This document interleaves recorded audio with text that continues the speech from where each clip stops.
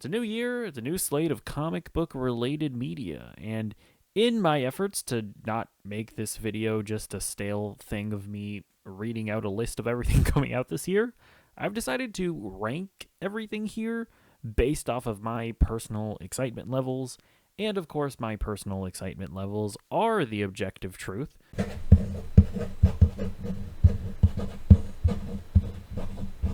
So let's start at number 21 with Venom 3.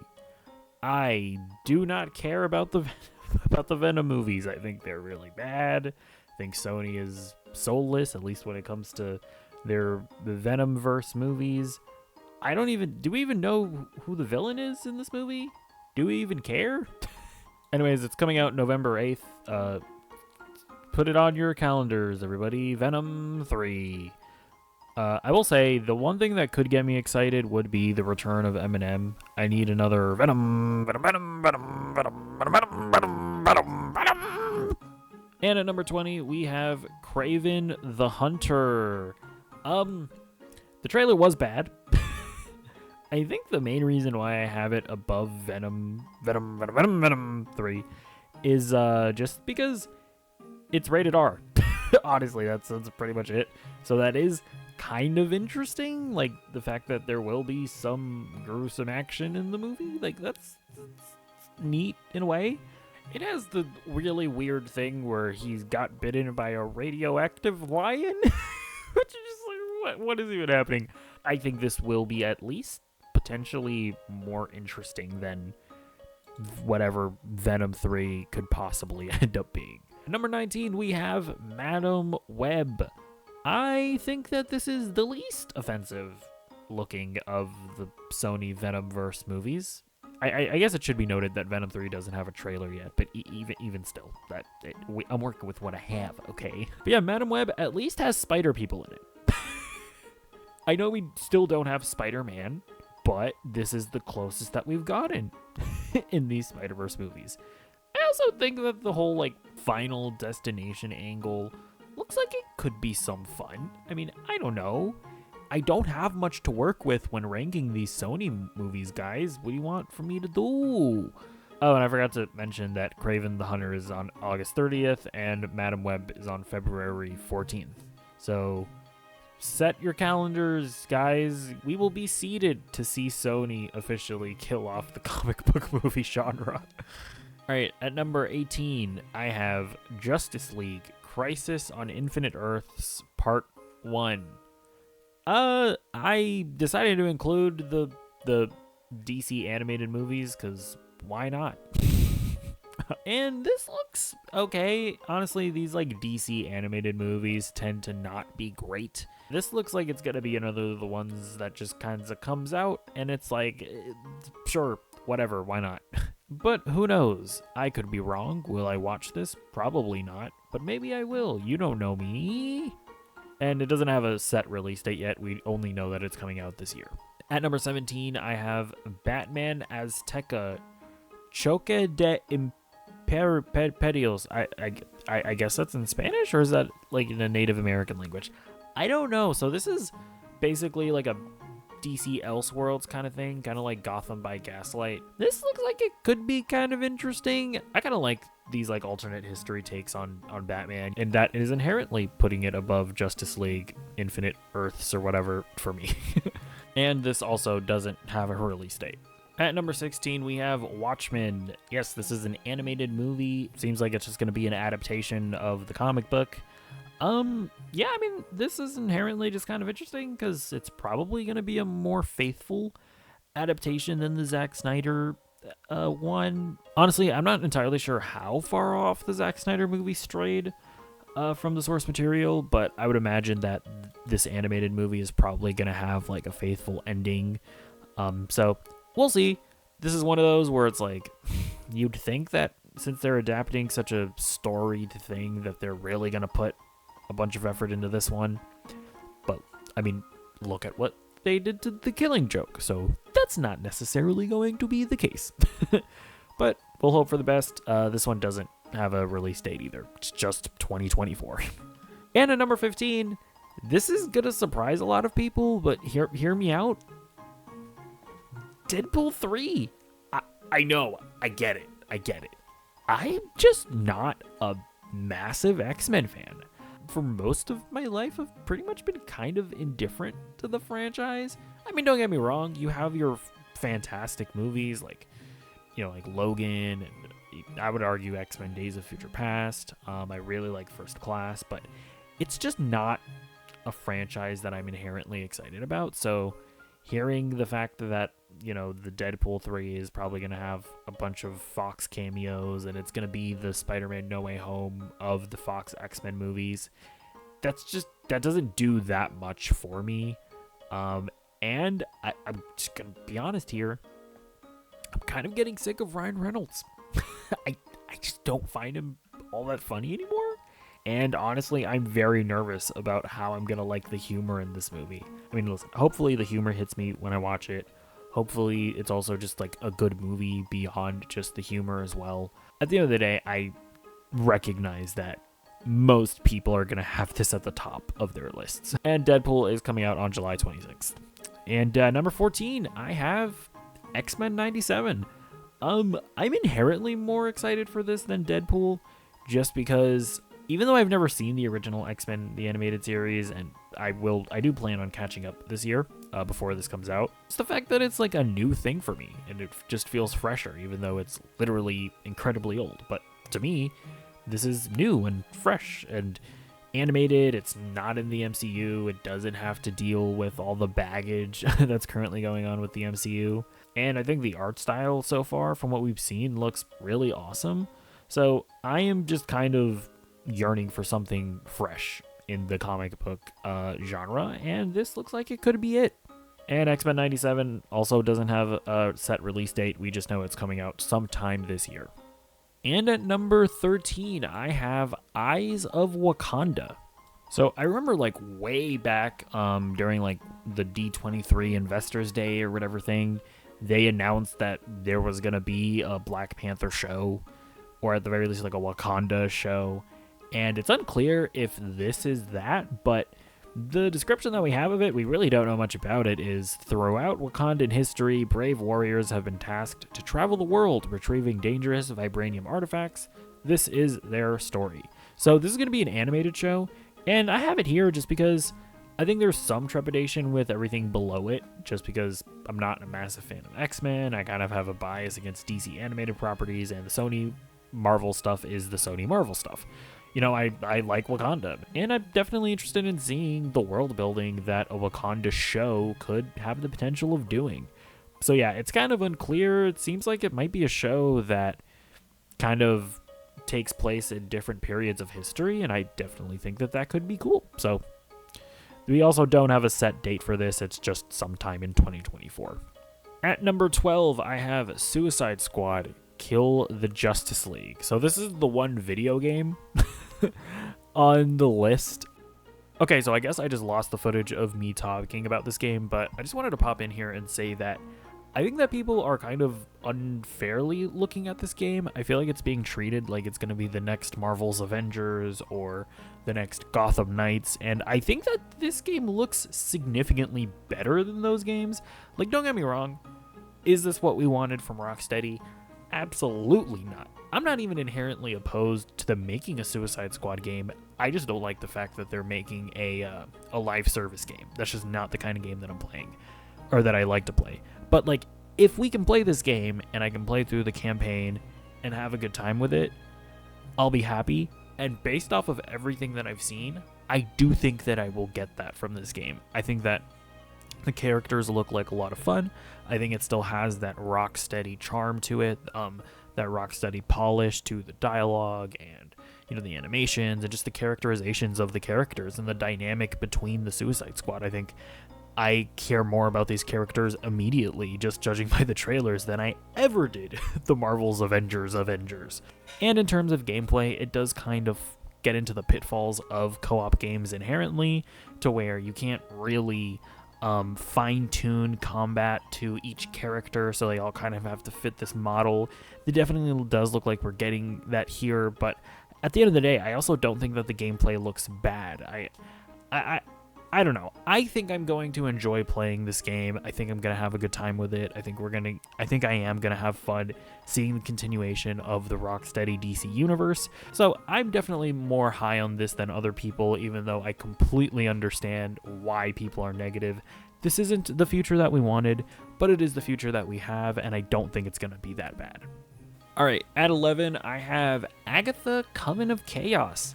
Yeah, this is another show that, similarly to Suicide Squad Kill the Justice League, I feel like it's getting hated on it a weird amount, because I was there during WandaVision.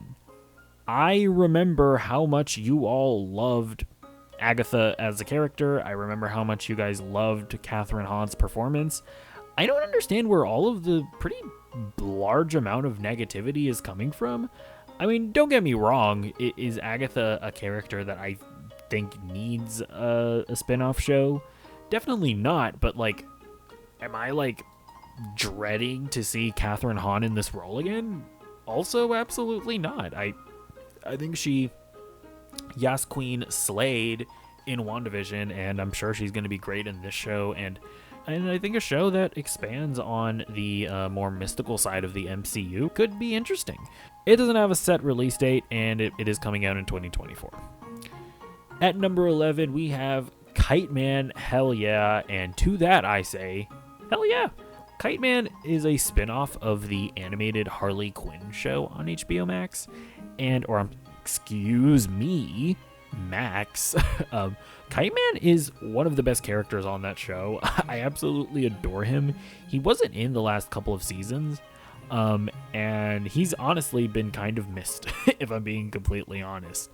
So the fact that is really fun, and I think that Harley Quinn has gotten a little stale in the past season. It just wasn't as funny as it used to be, and it feels like they've kind of run out of things to do with Harley and Ivy.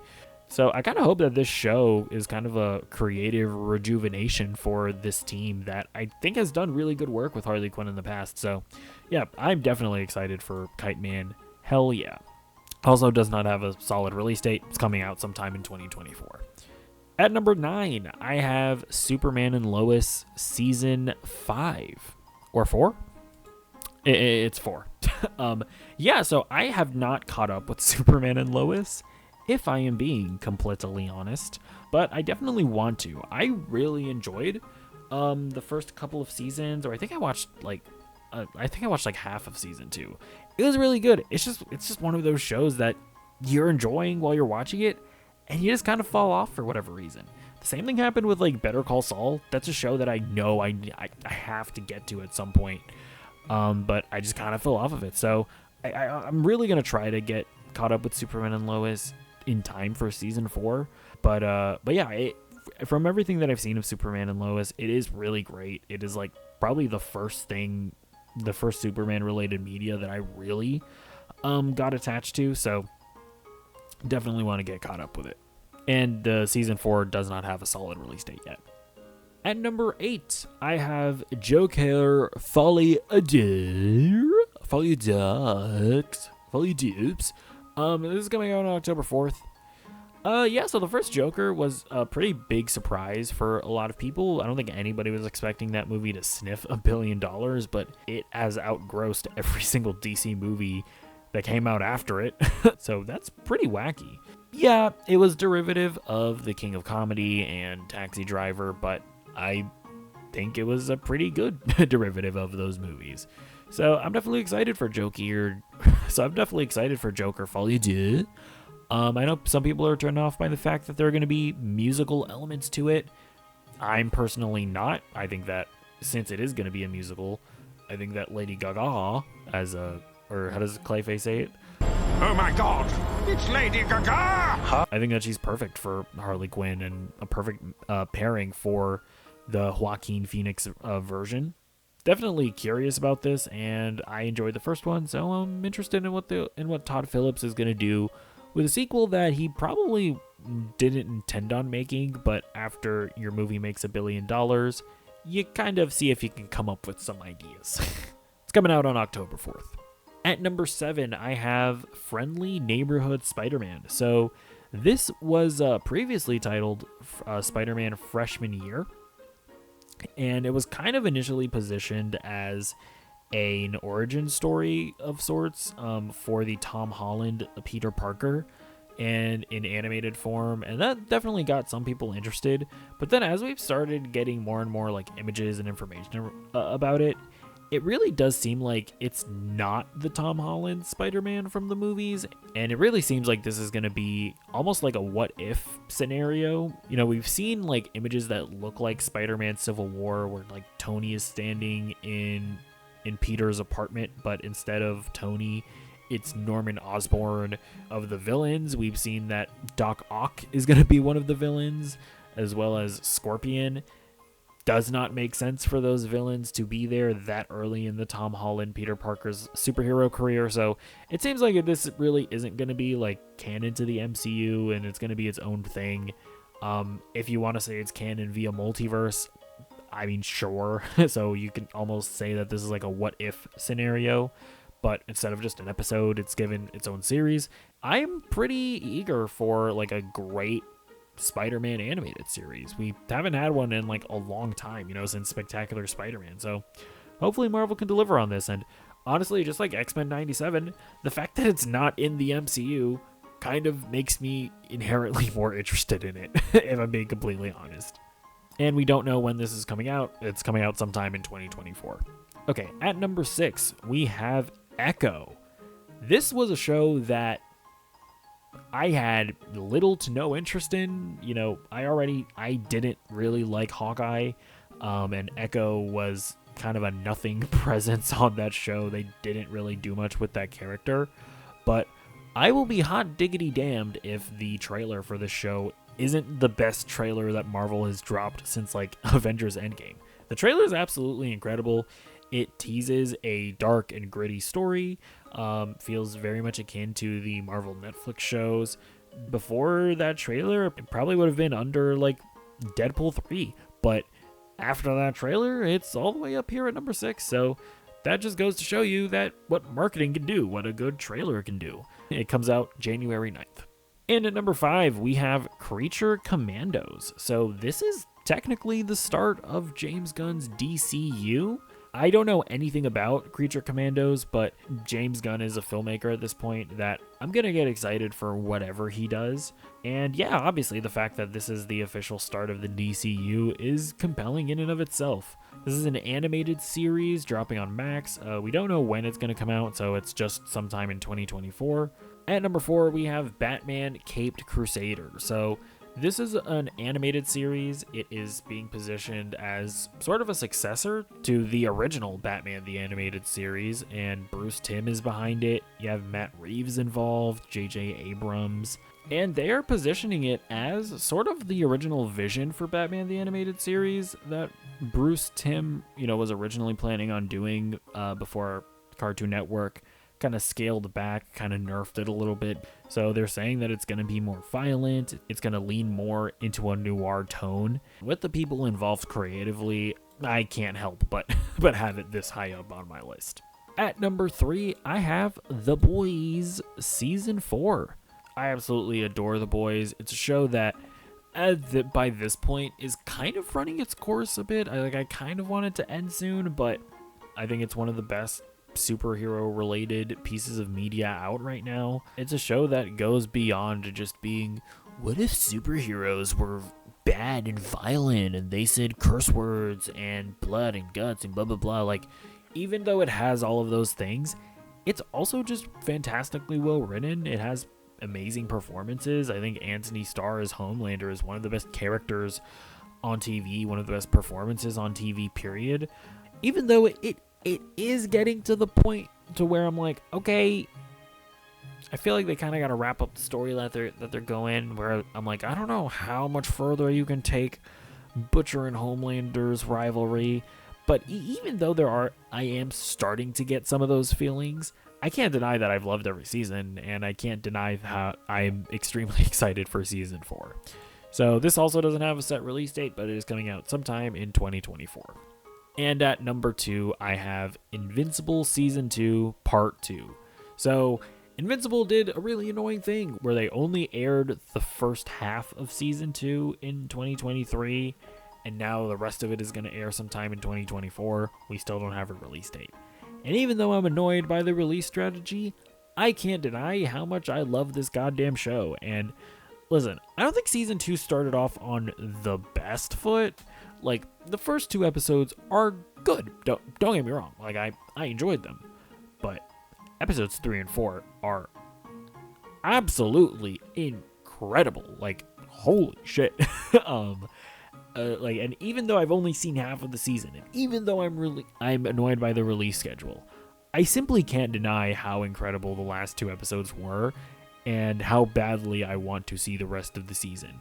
And while I am kind of sick of the multiverse at this point, and I do think that the multiverse stuff did kind of hamper my enjoyment of the first 2 episodes, I do remember Angstrom Levy being a great villain in the comic books. I think that they'll come around and do some interesting stuff with the multiverse. Although, yeah, it is kind of a shame that the multiverse, being as oversaturated as it is kind of just messing with Invincible faithfully adapting the comic. So, but honestly, even the multiverse can't put this any lower on my list just because of how incredible the last 2 episodes were. And yeah, my number 1 most anticipated comic book related media of 2024. Honestly, I don't know if you're necessarily going to guess what it is, just because I don't know how excited most people are for it, but I absolutely cannot wait for The Penguin. The Batman is one of my favorite comic book movies of all time. I think it's probably my favorite Batman movie of all time. I think, you know, whether you want to say it's a better film than The Dark Knight or not, I think it's a better Batman movie. And just Matt Reeves' take on this world and these characters are just undeniably special. And one of the best of them is Colin Farrell's Penguin. His performance is fucking insane. Like, he completely loses himself in the role. And obviously he's under heavy prosthetic makeup, but even still, you would never guess that it was Colin Farrell playing this character. And the fact that we're getting like an almost Sopranos-like mobster show with Colin Farrell's Penguin, I mean, come on, this is perfect. And even in the little teaser that we got, which was kind of a weird thing where it was like an in-production teaser, his performance already looks incredible. If you know me in real life, you probably could have guessed that this would be number 1, but honestly, it's not even just for the memes. I fucking love the Batman. I fucking adored Colin Farrell's performance. I really loved what they did with the character. This is my most anticipated. Honestly, this isn't even just my most anticipated comic book related thing. This is just my most anticipated thing in 2024. We also don't know when it's coming out. Doesn't have a set release date. Give it to me, Matt Reeves. Give it to me now. But anyways, those are my rankings for the year of 2024 when it comes to comic book related media. I probably missed some things, like I'm sure that there's some random movie like The Killer, which is technically like a comic book adaptation. I'm sure there's another season of Spider-Man and His Amazing Friends. If you really wanted that to be included, you can drop your own list in the comments down below. Boost my video up in the algorithm. That's called manipulation. But anyways, I will see you in the next video. Goodbye.